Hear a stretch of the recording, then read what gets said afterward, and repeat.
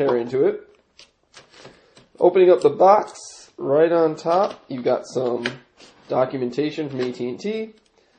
And then underneath that, there you go, the Veer itself. And the first thing that you notice about the Veer is how incredibly small it is.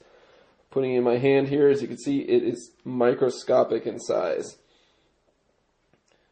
Still has the familiar form factor of the Palm Pre with that sliding QWERTY keyboard.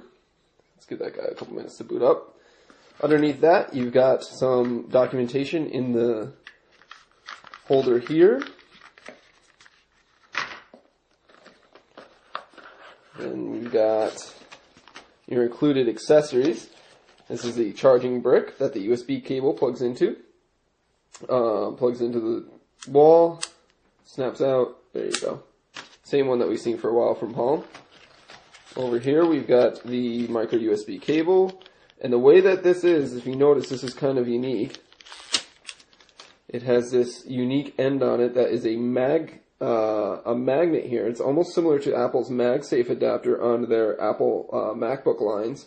And this will snap into the side of the Veer, as the Veer, as we'll see later, does not actually have a USB port on it. This is how you do your charging and syncing. Right there. And then otherwise it's a standard USB on the other end. And then this little plastic guy here is an adapter for the same port on the phone, but it allows you to plug a 3.5mm headphone jack into it. So you can get some tunes going on there, because there's no 3.5mm jack on the phone itself, since it is so small. So now that this guy has been powered up, taking a look at the hardware itself. Once again, you know, it's very, very small. When I first saw this thing and put it in my hands, I was almost laughed at how comically small it is. It's got a 2.6-inch LCD screen here, and it's 320 by 400 pixels of resolution. So it's the same resolution as the Palm Pixie that debuted a couple years ago. Sliding out, you've got your full QWERTY keyboard. It's a small QWERTY. As there, it's the same layout as the original Palm Pre and Pre Plus, but it is a bit smaller in size. They shrunk it down for the smaller dimensions of the Veer. There's the gesture area right here. So we can get that light up. There we go. And then up top, there is a proximity sensor and your earpiece. Now, the touchscreen on this is it's Gorilla Glass touchscreen. So they've upgraded it from the original Palm Pre's that had a plastic touchscreen. Palm Pre 2 had a similar Gorilla Glass front end. Looking at the side of the phone, you've got your volume up and down rocker in this chrome finish here. On the corner, there's a lanyard port, which might be useful to you since this phone is so small. Around the bottom, there doesn't seem to be anything. On the other side is that unique magnetic port here that you can see that we can attach the USB cable and the headphone adapter to. Then you've got your power, sleep, wake up key here, and then the traditional ringer switch that have been on Palms for generations.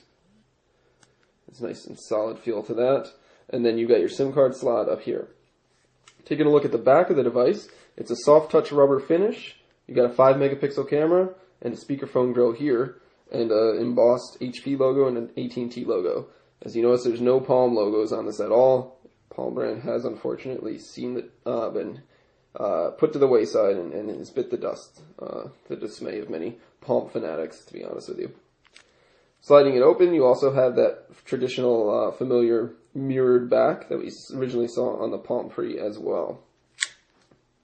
So there's the hardware. As you can see, it's very, very small, very lightweight. It is only 3.3 inches across and a little over 2 inches, or 3.3 inches tall and a little over 2 inches across, as you can see here. It's still 15 millimeters thick, but that is because it is a sliding mechanism. Doing some side-by-side comparisons for some size here. This is the Palm Pixie Plus. As you can see, the Veer is much smaller than that. If you open it up, they're just about the same height, with the Veer just a little bit longer when it is extended.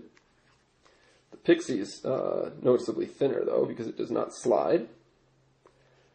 Then we've got an original Palm Pre here that came out for Sprint back in 2009. You can see it's a similar design as the Veer here, but the Pre, as you can see, is much larger. The Pre has a 3.1-inch screen, much bigger keyboard, as you can see. The sliding mechanism on the Veer is much more solid, though. You can almost hear the difference. One of the pain points of the Pre was the weak slider, and it looks like HP has beefed it up quite a bit with the Veer. And then, just for comical looks, here is the Infuse coming out for AT&T as well. This is a 4.5-inch phone, as you can see, versus the Veer. And it's like you can fit two Veers, a little longer than two Veers up on top of the Infuse itself. Pretty much as different as you can get as far as hardware goes, from one end of the spectrum all the way to the other. So there you go. And then we also like to have fun with a credit card. We've got a Panera gift card here. You can see the Veer itself is actually fits within the credit card. So gives you guys an idea of how exactly small this phone actually is. So that was a quick look at the hardware of the Veer.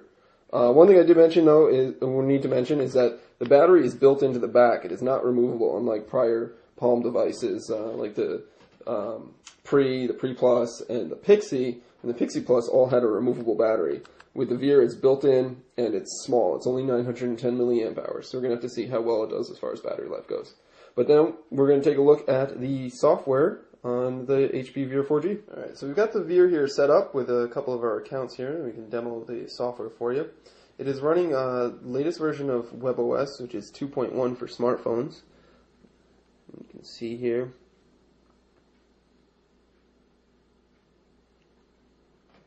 Opening up the device info app.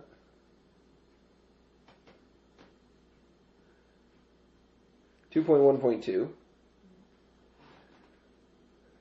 And it's the same WebOS that we've seen for a while now. Of course, with version 2.0 came a lot of improvements to the operating system. It's very fast and slick on the Veer, as you can see. It's quite snappy, a bit snappier than we saw on the older devices like the Pixie or the Pre. The Veer is powered by an 800 megahertz processor that helps scoot through menus and stuff like that. You got your Just Type search box up here that you can initiate a quick and easy search.